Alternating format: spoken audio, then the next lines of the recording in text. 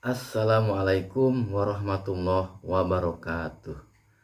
Apa kabar semuanya? Semoga kita semua dalam keadaan sehat walafiat. Karena banyaknya permintaan yang berkomentar baik di channel YouTube maupun di Instagram milik pribadi saya tentang apa itu pembelajaran berdiferensiasi. Maka pada video kali ini saya akan membahas tentang pembelajaran berdiferensiasi. Pembelajaran berdiferensiasi adalah pembelajaran yang berdasarkan keputusan masuk akal yang diambil oleh guru dengan berorientasi kepada kebutuhan peserta didik. Yang harus diperhatikan di sini adalah kebutuhan peserta didik atau murid.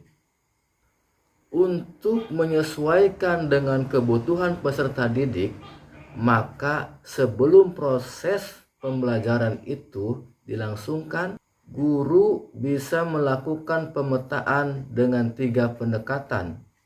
Yang pertama, pendekatan kesiapan belajar. Yang kedua, pendekatan minat.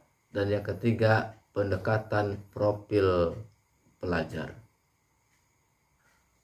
Untuk melakukan pemetaan kesiapan belajar, seorang guru bisa menggunakan seperti equalizer, yang mana peserta didik yang bisa memahami mudah, yang mana peserta didik yang bisa memahami hal yang kompleks, yang mana peserta didik yang bisa memahami hal yang konkret, dan mana peserta didik yang bisa memahami hal yang abstrak, dan seterusnya.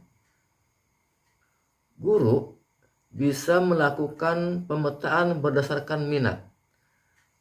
Petakanlah minat peserta didik, bisa berdasarkan minatnya terhadap sains, bisa berdasarkan minatnya terhadap seni atau prakarya, bisa juga minatnya berdasarkan olahraga. Yang ketiga, berdasarkan profil pelajar. Jika berdasarkan profil pelajar, masih banyak aspek yang harus dipertimbangkan. Yang pertama, tempat tinggal, budaya sekitar, karakter belajar anak. Selama ini, setahu kita, karakter belajar anak itu ada 3. Yang pertama, karakter audio. Yang kedua, karakter belajar visual. Dan yang ketiga, karakter belajar kinestetik. Oleh karena itu, petakanlah anak-anak kita yang mana karakter belajarnya dengan cara audio, yang mana karakter pelajarannya dengan visual, dan yang mana karakter belajarnya yang kinestetik. Dalam proses pembelajaran tadi, pembelajaran berdiferensiasi, guru bisa menerapkan 3 strategi. Yang pertama, pembelajaran berdiferensiasi konten. Yang kedua, pembelajaran berdiferensiasi proses. Dan yang ketiga, pembelajaran berdiferensiasi produk. Lalu bagaimana pembelajaran berdiferensiasi ini bisa memenuhi kebutuhan murid serta memenuhi hasil belajar anak? Tentunya setelah kita melakukan pemetaan, maka seorang guru wajib menerapkan strategi media yang berbeda. Media yang dipilih oleh guru tentu tidak bisa hanya sekedar bacaan. Guru hanya mampu memenuhi anak yang visual. Sementara anak yang audio itu tentu saja tidak dipenuhi oleh karakter media yang dipilih guru. Untuk memenuhi ketiganya adalah menggunakan video pembelajaran. Tidak harus beragam media, karena dengan video pembelajaran yang ada suaranya dengan gambar-gambar yang menarik, itu bisa digunakan oleh anak yang visual. Anak-anak yang visual, dia akan tertarik melihat video. Kemudian Anak yang audio dengan ada suara, bahkan ada musik-musik, dia akan tertarik untuk menyimak materi.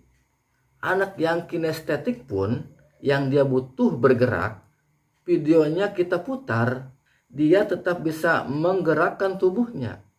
Jadi, pembelajaran berdiferensiasi menjadi salah satu solusi untuk memenuhi kebutuhan belajar anak. Demikian juga berdasarkan minat.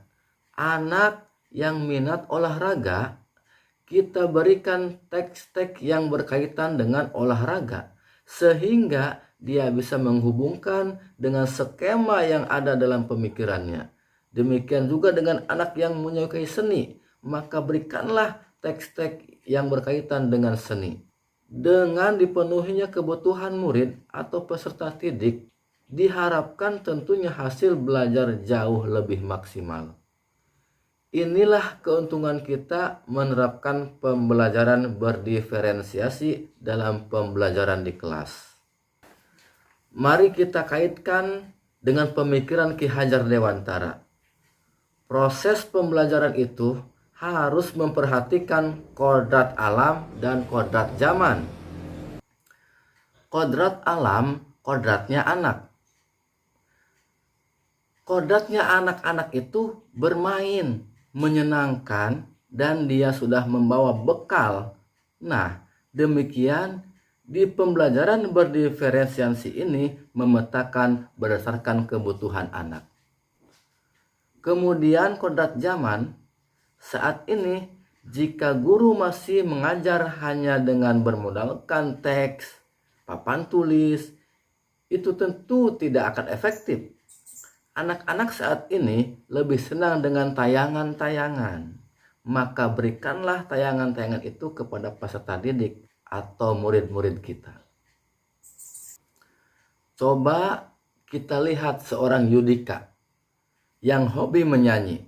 Seandainya Yudika itu diajak bertanding dengan almarhum B.J. Habibie dalam sains, tentu saja Yudika kalah. Tetapi bila pertandingan dalam Indonesia Idol, siapa yang menang? Pasti Yudika. Jadi setiap anak itu pintar.